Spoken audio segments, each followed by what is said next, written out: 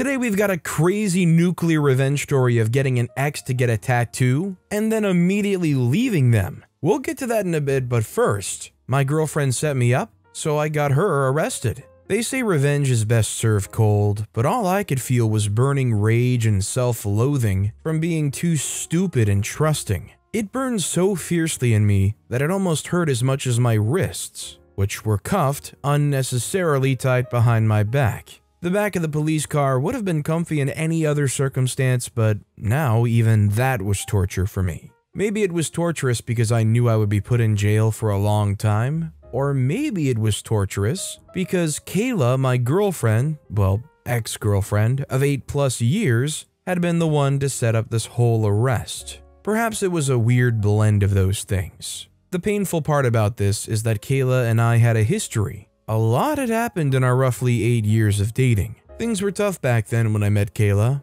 Well, a little hard may have been understating things. My mom passed early on in my life, and my dad didn't take that well and drank himself to death shortly after. It was in one of those unfortunate orphanage homes that I met Kayla. She was stunning. Even as a young teen, lustrous black hair, framed a face, with no business being that fine. I was hooked at first sight. Kayla had a different story, but it was still a sad one. Both her parents had died in an unfortunate fire. She was just a year younger than I was. To my delight, she was fun and just a little insane, but anybody that had their parents pass in a fire had a free pass in my books. So right there in St. Josephina's orphanage, we vowed always to have each other's back, no matter what. Little did I know that she would break her promise without hesitation. I was 14 and she was 13 when we decided that we had had enough of the orphanage system. We spent the next 2 years wandering the city, staying in shelter homes and under bridges. I can't remember when we decided to go into pickpocketing, and maybe it was one of those cold winters where we huddled together, knowing we wouldn't last long if we didn't get warmer clothes and eat more than 4 times a week. We were a dynamic duo, and we would pick the wallets of unsuspecting men and women in parks, subways, and other public places. That managed to keep us afloat for some time. We were like the teenage Bonnie and Clyde. But Kayla had a problem. She often got too greedy and impatient. This led to one too many operations going wrong, shortly followed by a chase by any nearby policemen or the enraged victims themselves. You'll be surprised how fast many elderly people can run when you snatch their belongings from them. Fast forward 3 years and now picking pockets is not just doing it again, with the economy being what it was. We had to find a new source of income, something that could get us out of the trailer and into a proper home. Neither of us wanted to work a day job at a MacD's burger restaurant. No, there was a faster way. We would become marijuana runners. The risk was high. Marijuana was a grade 2 prohibited substance, and if we were caught, then we would be thrown in jail for a long time. However, the reward was too tempting to resist, and the demand for it was high. But the risk made only the desperate attempt to run the green substance. Well, we were pretty desperate at the time. We were broke and living in the car or cheap motels when we couldn't afford it. It wasn't the life either of us wanted. So we went into running marijuana on the streets. I was convinced that if we were smart about it, we could make enough money and get out of the business before our luck ran out. I was a bit worried that Kayla would get greedy and do something careless, but there was nothing I could do about that. The thought of leaving her never even made sense to me. Seeing how much I loved her, it took some time for us to find our feet in the weed game. The competition was fierce and brutal, but we somehow managed to avoid the worst of it. But regardless of that, the first year was rough on us. The streets were not kind to us because we were homeless kids. In fact, quite the opposite. Yet we stuck to it and stuck with each other through all the anxiety and fear that we weren't going to make the steep quota our operations head gave us to meet every week. The terror of running at the other end of the law. Throughout the first year, she was excellent to me. We ran everything together, playing the weed game to our strengths. I was already 6'2" at 18 years with an athletic build. My endurance was decent too, bolstered by years of constant running as a pickpocket. This made me perfect for the more physical part of the business, which mainly included delivering in all types of neighborhoods, and being able to get out fast from such neighborhoods when it got too hot. Kayla, on the other hand, took part in the finance and management aspect of the business, which was where a lot of runners fell short. At the end of the day, it came down to math and management, and Kayla proved proficient in both. Up until then, I'd left almost everything in Kayla's hands. I never even considered that she might not be honest in her business dealings. Love had blinded me from taking due diligence. I took all she told me for fact and nothing else. So, imagine my shock when I discovered she'd been skimming and shortchanging me. That is, until she had a serious fever that had her down for almost 3 weeks. That was the wrong time for her to fall ill. Granted, there was never a good time to fall sick, but it was especially bad for them because they were closing in on a deal and they needed to cover it. If not, there would be severe consequences. We needed every area covered, especially in the finances. I was forced to take up the books and sort out business needs. It couldn't be that hard, but something was off. The numbers didn't add up and I could see it clear as day. The feeling of betrayal was almost overwhelming, but I didn't want to believe that my girl had done that to me. It couldn't be true, maybe. When Kayla's fever broke 2 days later and she was up and about, I confronted her about the books. Her reaction showed guilt all over. Then she tried to explain herself. She said she kept the money as their retirement plan, and she planned to surprise him. It was a blatant lie, but for some reason I clung to it. Yes, she wouldn't betray him like that. Everything was for their love. I was a fool. But that is not what completely broke the trust and that illusion of love. Also, ever since the incident, I kept a closer eye on the books, and I had more control over the money. She couldn't access it without my permission. The only way she could assess it was through me or with me out of the way. I didn't consider that she would go as far as getting me out of the way, but she proved me wrong. The big deal I wanted to score my retirement money from was coming up. But at the same time, Kayla was going missing at odd times. And one time, she wasn't home for 2 nights in a row, then showed up the next day hungover. I tailed her to a restaurant where I saw her talking to another man. I was shocked. Was she cheating on me? So close to a big life-changing deal? There was no way that she would cheat on me. But she had cheated on me once. Wasn't cheating on me just a step above that? So I took a picture and left before I caused a scene. I confronted her without showing her the pictures. "Who have you been seeing, Kayla?" I asked. She hesitated before lying to me through her teeth. "I've not been seeing anyone." Then I showed her the pictures and her answer changed. "Neil, are you stalking me now?" she asked in a hurt voice that sounded as false as her lies. "Answer the question," I said. "He's just a friend, Neil. I'm allowed to have friends, aren't I?" From there, it just dissolved into fighting and arguing. Then we didn't talk for a couple of days after. She would later come and apologize, claiming she was just friends with the man in the photo. She swore on her late parents that nothing was going on. You can guess I still forgave her, rationalizing it away because the alternate was to admit she was cheating on me. It hurt too much to even think about it. I still loved her and I was prepared to take a lot of BS. Besides, there was a big deal coming and I needed her. So forgiving her was a no-brainer. It was the last mistake I would make in our relationship. The deal was an exchange of the purest strain of weed called Indiva.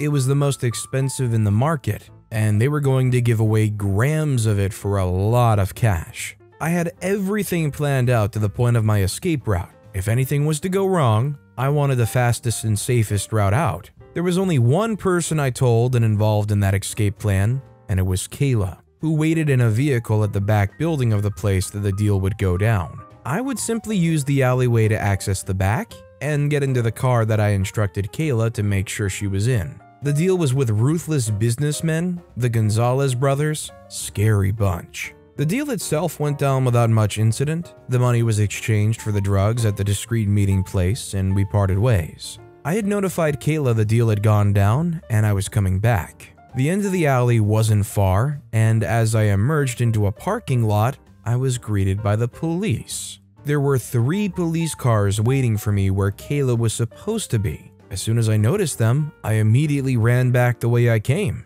But coming from the other side of the alleyway was another cop car. The cop filled the alleyway that was just wide enough for the car to drive through. I was trapped. But I didn't understand. This was supposed to be an airtight meeting. The Gonzalez brothers hated the police, and if they wanted to get rid of him, they would have done so themselves. No one else knew about this deal and where he would be. Well, no one but Kayla. She knew every detail about this deal, but it made no sense, and she wouldn't do that to him. But it was the only logical explanation I could think of.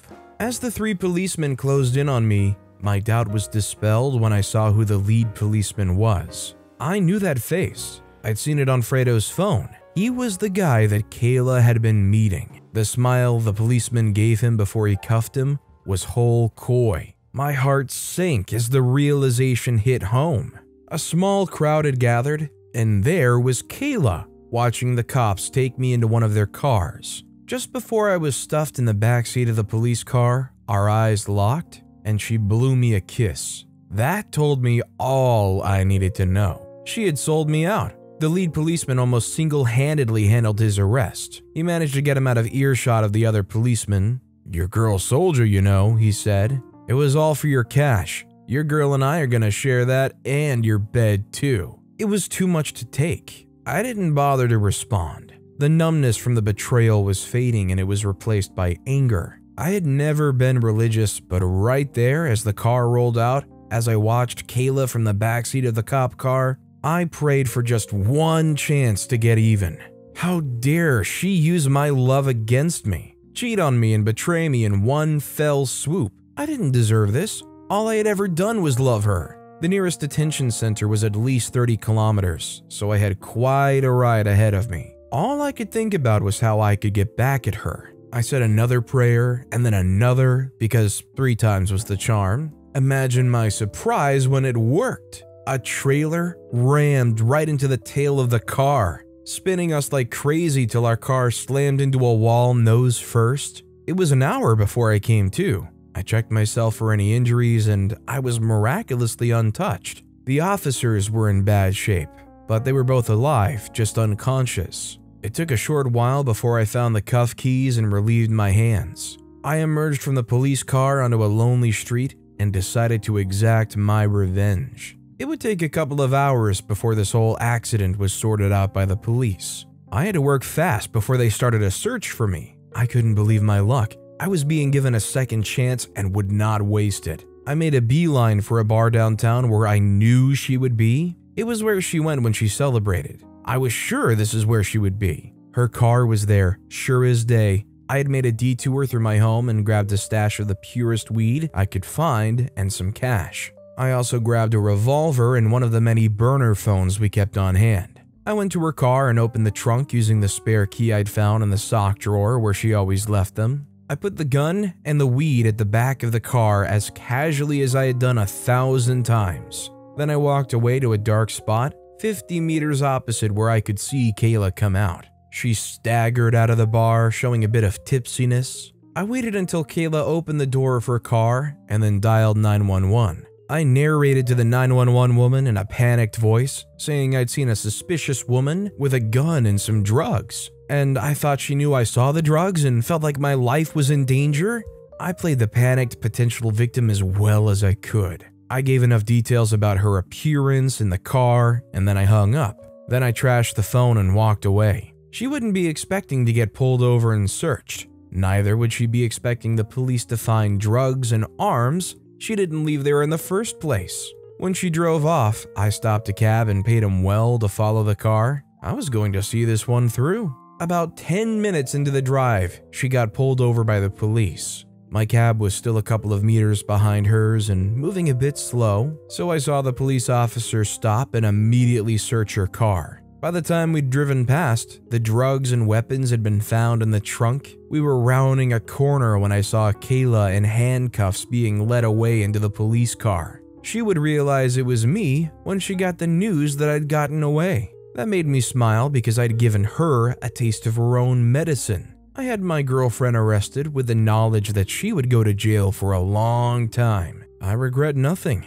So, are we to assume that OP is still on the run? Did they stop at a Starbucks and write this story up to post on Reddit? I don't mean to talk bad about anybody in a life of crime, but if you're going around making these deals trying to be a mastermind, I just think it's telling if you're gonna go on a website and write out exactly what happened for like Reddit karma. Our next story is, I convinced my ex to get matching tattoos, then I broke up with her. My ex-girlfriend and I were together all through high school and even after. That relationship taught me that when your friends and family do not like someone, or they don't like who you are, or the version of you that they see when you're with someone, you might want to check in to see if that's the kind of relationship you want to be in. Sometimes though, when you really like someone or are in love with them, you want to defend them and what you feel for them. And while that's not wrong, it's best to trust the judgment of people who you know truly care about you. My ex-girlfriend was the most toxic girl ever. When I first met her in high school, she wasn't so bad, but as we grew, she became so toxic that people stayed away from me because they didn't want to have to be around her. She transferred from a different school and came to my school. I fell in love with her the minute I saw her. I could not believe how incredibly beautiful she was. I was close to drooping as I stared at her. She caught me staring at her and looked away uneasily. I felt guilty about that. My mom raised me and my brother to be gentlemen, and we understood even as young boys in high school that it was wrong to do things that would make a girl feel uncomfortable. Girls already had to deal with different kinds of creeps. I made a mental note to apologize after the class had ended, and I did apologize. I walked up to her and told her I was sorry. She smiled and said it was okay. If I wasn't already in love with her, that sealed the deal. Whenever we ate dinner, that happened twice on weekdays because my mom was always busy with work, my mom would ask us boys how our day in school went. That night, I told my mom that I'd seen the girl I was going to get married to in school. My mom and brother laughed very hard. My brother was nearly 2 years younger than I am, but he already had girls who were all over him, and girls he liked in his class too. I was quite uninterested in girls and inexperienced at the time. Before I met my ex, I hadn't really liked any girl in class. There were girls I thought were cute, but it never went beyond that. Before long, my ex and I became friends. I already had a group of people I was friends with in school, a girl and 2 guys. We were thick as thieves, and I tried to introduce my ex to the group, but I noticed she preferred to hang out with just me. I didn't try to push it or make her hang out with the rest of the group. I wanted her all to myself anyway, so I was happy with the arrangement. She came to my house often, and it was clear to everyone around me that I was smitten. We became very close, and she told me why she moved to our neighborhood. Her mother had left our neighborhood when she was younger to work for a wealthy family as the family's housekeeper. The family had been kind enough to take care of her tuition in a good school, but when the house owner died, his wife remarried and sold the house. She and her mom had to move back to our neighborhood. She also told me about her parents. She never met her dad. He left before she was even born and tried all he could to avoid taking responsibility for her. Her mom remarried, but her stepfather was very abusive, and he'd hurt their mom whenever he was drunk. I noticed quite early before we even started dating officially that my ex had serious abandonment issues, but I didn't take it seriously. In fact, sometimes I got flattered by how constantly she checked up on me, trying to know everything I was up to, who I was with, and wanting assurances that I wasn't going to leave her. Perhaps I saw nothing wrong with her obsession and fussing because I also had abandonment issues from my dad dying so early. I secretly nursed a fear that one day someone important would leave too and never return. When we started dating in senior year, she became more obsessive and possessive. She hated my friends, especially the girl in our group. Too many times she accused me of secretly having feelings for her. Whenever my friend was around, she would try to outdo her or put her down by making demeaning remarks about her. It was as though it was some sort of competition. That girl was my oldest friend in the group. I met her when we were still children. Her mom used to teach children Bible study and my parents would let me attend just for the fun of it. Shortly after graduation, it was the anniversary of my dad's death, and I was sad. That period was always a sad one for my family. My ex had gone on a trip with her mom and wasn't around to cheer me up. I called my friend and she offered to come over and cheer me up. We were in my room that evening when my brother let my ex in the house. She came up to my room, turned around and left. My friend was lying on my bed while I lay on the rug, reading a book, so it wasn't like my ex caught us in a compromising position or anything. My friend asked me to go after my ex, but I was too tired to do so. I was weak from crying a bit all through the night and hearing my mom sob too. The next day, my ex came to my house and apologized for her behavior. We hugged it out and I assured her that she could trust me and my friend and that we'd been friends for a very long time and nothing was going on. What I did not know was that my ex had gone to my friend's house with her cousin and accused my friend of trying to steal her boyfriend. They argued about it and my ex's cousin held my friend down while my ex hit her repeatedly. It was so bad that my friend's lips got swollen. Her parents were so mad, they invited the police and were ready to press charges, but my ex's mother had their pastor plead on her behalf. I only found out 2 days after it happened when my friend's mom saw my mom at a store in the neighborhood and told her. My mom was livid when she returned home. She narrated what happened to me and I was shocked. I didn't believe that my ex could do such a thing. I just did not picture her as someone that could be violent. Since she hated her stepfather for being so violent toward her mother, I figured she would never put her hands on anyone. I hurried to my friend's home to apologize, but her mom didn't even let me in. "You have to break up with that girl. I don't have anyone getting murdered because of my son," my mom ordered. I rolled my eyes. My mom was exaggerating as usual. "What? Murder? Mom, anyone who can do something so dangerous could very well cause another person grievous bodily harm. I would rather be safe than sorry. You have to end things with her." "I'm going to break up with her. Relax, Mom." I broke up with my ex at that time. I went to her house and told her that I was ending things. She cried and apologized, but of course that solved nothing. "Why would you even do that?" I kept asking. I didn't want to break up with her, but I had to. Everyone who knew about what had happened was very angry. Continuing with our relationship would mean that I supported her actions.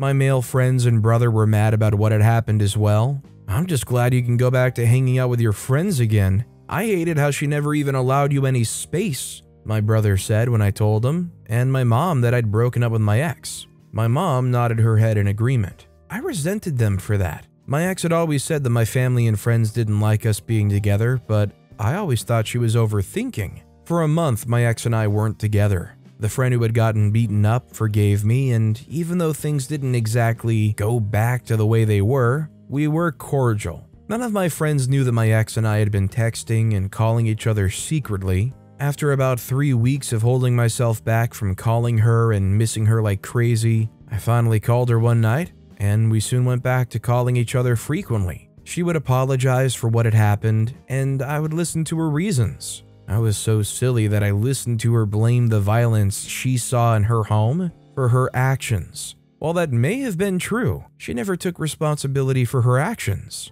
I regret to say that I took my ex back. She went over to my friends and apologized profusely. I was touched when my friends told me, and that night when we spoke, as we regularly did, I asked her if she wanted us to get back together. She eagerly said yes, and that sealed the deal. I was ready to fight anyone who stood in our way. My mom was pissed, but I wasn't interested in listening to her rants. Yes, she made one mistake. She's sorry, so can we all move on? I would say to my mom. One day, my brother told me I was making a big mistake, and it caused a big fight. My mom didn't like that my ex was the reason we were all fighting, so she reluctantly warmed up to my ex. The friend who had gotten beaten up was very mad at me. She stopped speaking to me. At the time, I felt she was being too dramatic.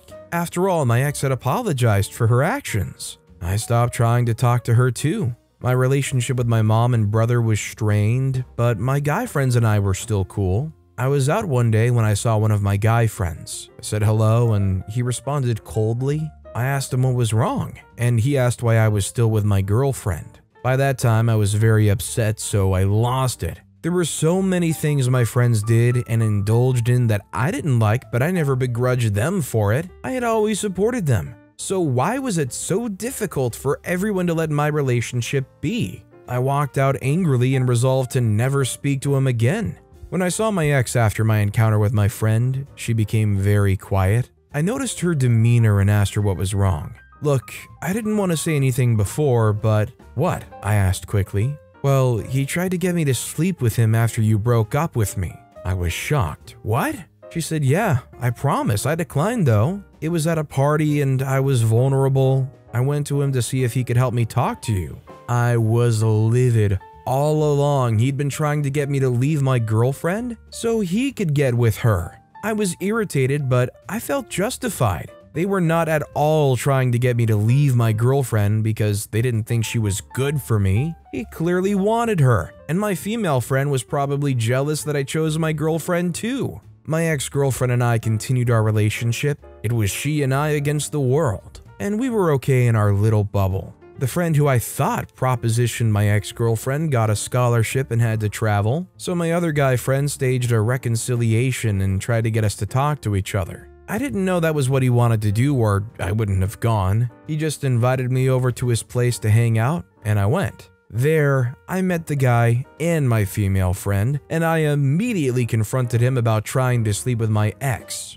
Immediately after I mentioned that, he smiled and exchanged a knowing look with the others. I was confused. "What's going on?" "We knew she would tell you that," my female friend responded. They went on to tell me about how it was my ex who went to my friend and tried to seduce him and make him sleep with her just to spite me. I knew my ex. She was very vengeful and I couldn't put that sort of behavior past her. I was embarrassed because, deep down, I knew they were telling the truth. "If you want to keep dating her, that's fine. We have to support you, but you have to know what's going on." I thanked them and left. That night, my ex came over, and I just could not see her in the same way again. It was like scales fell from my eyes. That night, as she talked about our future together, an idea came to my mind. "Let's get matching tattoos," I suggested. Her eyes lit up. Yes, she always wanted us to have matching tattoos on our wrists, but I've said no each time. "Wait,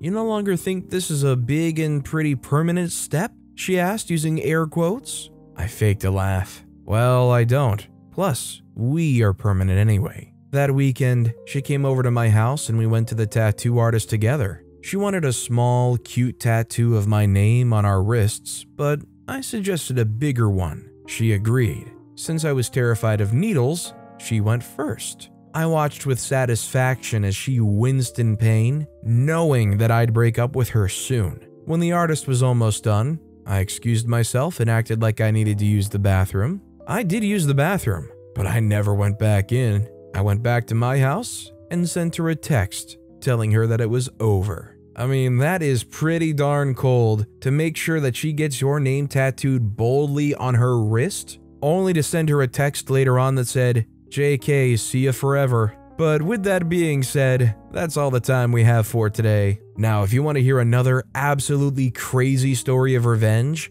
check out that video on the left. Or if you missed my latest video, check out that video on the right. That said, I'll see you all next time with some more stories.